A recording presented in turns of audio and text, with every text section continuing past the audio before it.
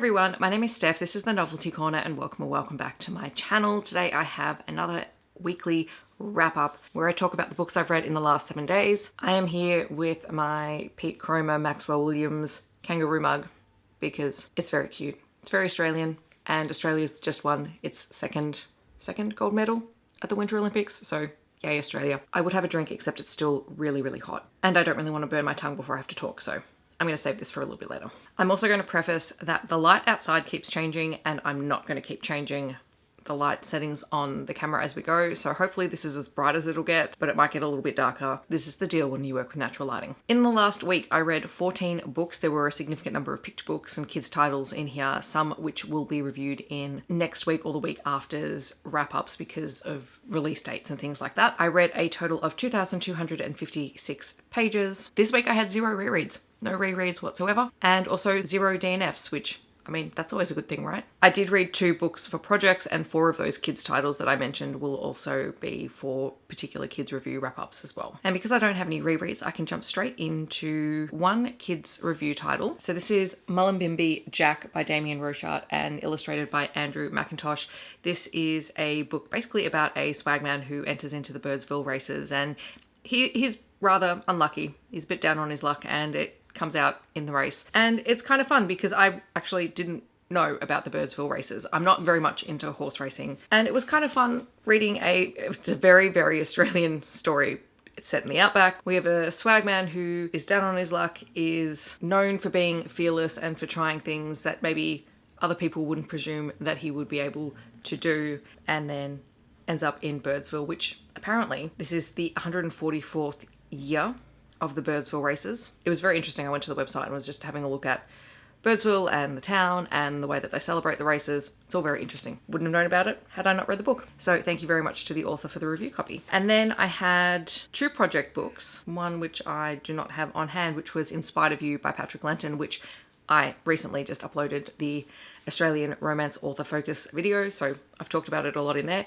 It was really fun. I really enjoyed that. It was a great read. And then also A Shift in the Water by Patricia D. Eddy, which will be coming out in a video hopefully later this week. And as for things that I have finished but haven't talked about anywhere, there is The Wonder Engine by T. Kingfisher, which I was reading last week. It was a book that was carrying over from last week into this week because it was an audiobook that I had. And it is the second book in the Clock Tower Wars series by T. Kingfisher. It takes place in the same world as the Saints of Steel universe and also Sword Heart, and Daggerbound is coming out later in the year, which is a follow-up from Sword Heart, I believe. The Clock Tower Wars series follows a very motley band of people who have been thrown together to try and stop the Clock Tower Boys, who are a group of mechanical beings that are terrorizing this world.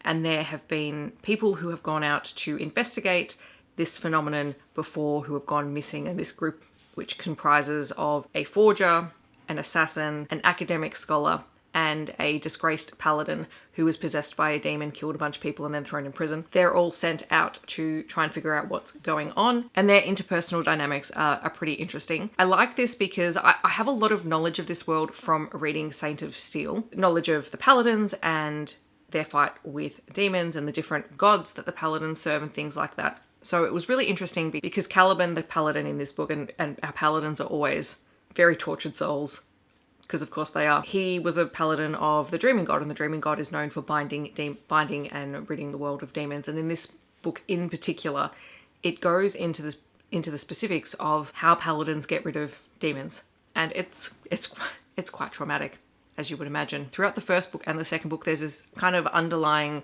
sexual tension between Slate, who is our forger and the head of this mission, and her relationship with Callen, which does come to a head in The Wonder Engine, which was great. I think T. Kingfisher does a really good job of blending the romance into the fantasy story, because very much the book is a road trip with the goal of saving the world, while still having all of these really interesting relationship dynamics, because Slate also basically has a friends with benefits relationship, or has had a friends with benefits relationship with Brenna, who is an assassin in this book. And then you have Edmund, who is the scholar, who is very young. His scholarly order have very specific thoughts on women. So he struggles with Slate being in charge. But the whole thing was just really cool. I really enjoyed it.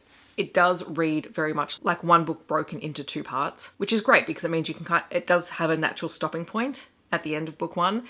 which means you can take a break. But honestly, I felt really good just going straight through both of the books. Really fun, and Sword Heart is next on my list of things to get to. Then I read Agnes Aubert's Mystical Cat Shelter by Heather Fawcett, which is her newest book after completing the Emily Wilde series. So it is a cozy fantasy. This one does lean more into the fantasy in that we have magicians and magic, but it is set in our world, so it's kind of like an urban cozy fantasy, which is kind of cool. That's very much my jam. Or it's very much a world like our own. And our protagonist and point of view character is Agnes, and she is a widow who owns a cat shelter, and she sees it as her life's work to save the cat population within her town. Her husband has passed in the last few years, and prior to the start of the book, magicians had a magic fight outside of her shop, and basically her shop was destroyed and her landlord is not going to be fixing up the building. And so Agnes is living in a building that basically has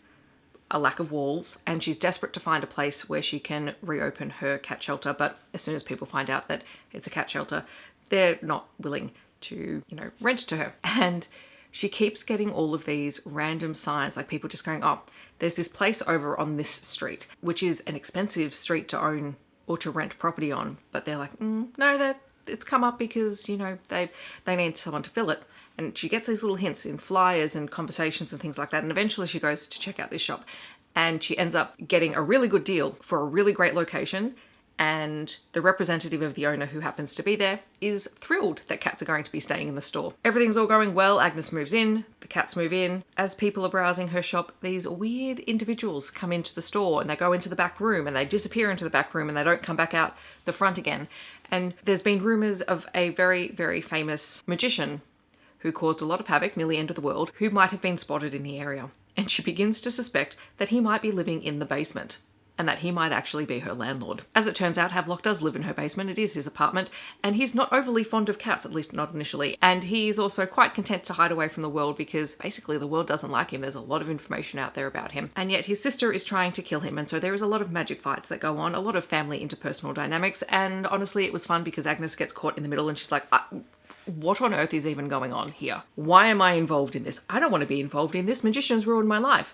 Now I'm back stuck in the middle of them. So it's a really fun dynamic. I loved all the cats. The cats have such great personalities. I will say there's not a huge amount of development on the part of the villain of the piece, which is Havelock's sister. She's just the external villain that is kind of a driver for a lot of the plotline conflict, as opposed to actually being a main character in the story. There is a growing, slow romance between Agnes and Havelock. Mostly she's just ultimately frustrated by him and his very disorganized wizardry magician stuff in the basement, because he's very disorganized, which I can highly relate to. And there's a lot of really cool side characters, like Eloise, who is Agnes's sister, helps her to run the cat shelter. They have a part-time employee, then they open up a second store, and it's really fun and kind of cool. There's a lot of little quirky moments that make you laugh, and I really enjoyed it because it really epitomized that cozy fantasy kind of feeling. And I did get an early copy of this from NetGalley, so that was really fun. Like I'm really glad that I read it because Heather Fawcett just has a very comforting writing style for me. Then I read The Best of Both Worlds by N.R. Walker, which is a really interesting book. Like I quite enjoy N.R. Walker's books in general, but this one was fascinating because I didn't know much about the book. I must have picked it up at a stuffy Kindle days or something like that. I can't remember. But it is a novella-length story that is told in 100-word drabbles. I used to write 100-word drabbles back in the day. Like that was the thing that you kind of did. I have not thought about that time of my life for a significant period of time. And to see a story told in that way, in literally 100-word moments in the relationship development of these two characters, was really fun and a really cool concept. Like I actually really, really enjoyed it. So this is the story of Sebastian and Ryland. It is an MM romance. They both work in the building industry. Before they meet in real life, they kind of see each other at this gay club constantly.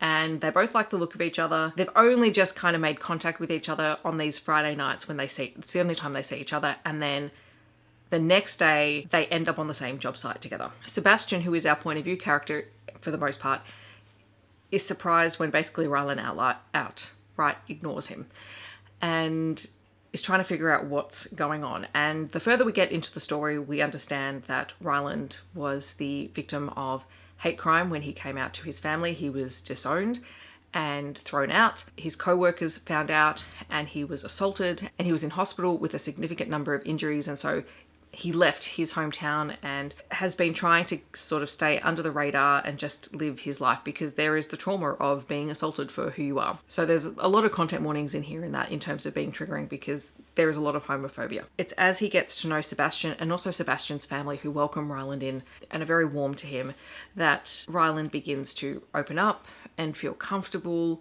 He's not comfortable being out with his colleagues, but he begins to feel like maybe he can have a relationship with somebody. And then throughout the course of the book, Ryland's father dies and he goes home for the funeral. His brother is trying to reconnect with him and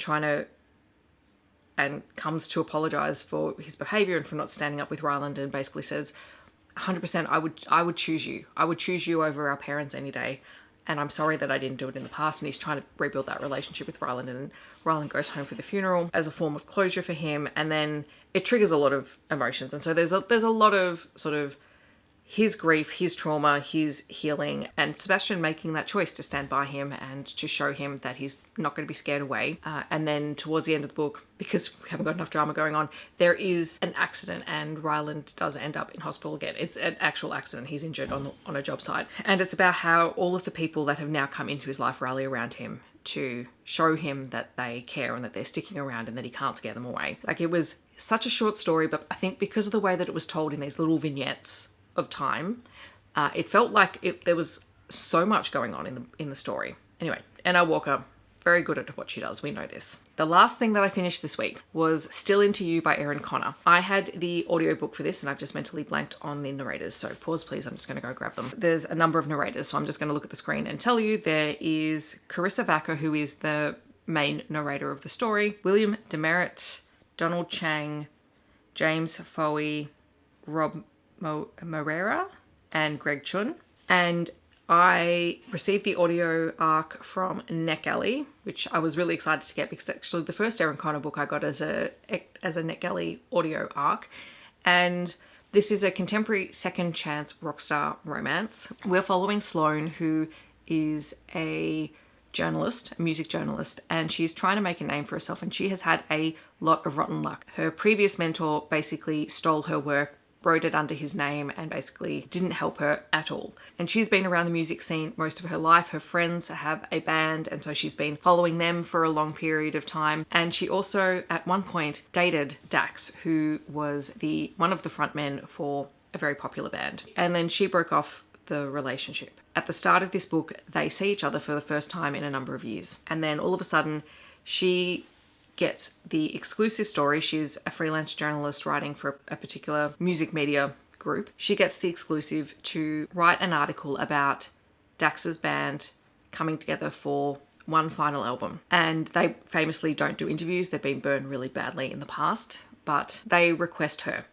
And so she sets about reconnecting with this band, who she knew. They were friends, they were like family to her. And after the breakup with Dax, she hasn't seen them. And so she's trying to uncover what happened between the last time that she saw the band and now, and the fact that they had a mysterious album that never released. The book is told from Sloane's perspective for the majority of the book, and then as she's interviewing the different band members, we get their narrators coming in to talk about it as if it's, first person from that narrating perspective. There was a little bit of music at the start of the audiobook, but not any throughout the course of the book, which, makes sense because that would probably be a bigger audiobook production. But I did really enjoy it. I liked how Sloane and Dax had to work through their relationship, what it was in the past, what it is now, what do they hope it would be.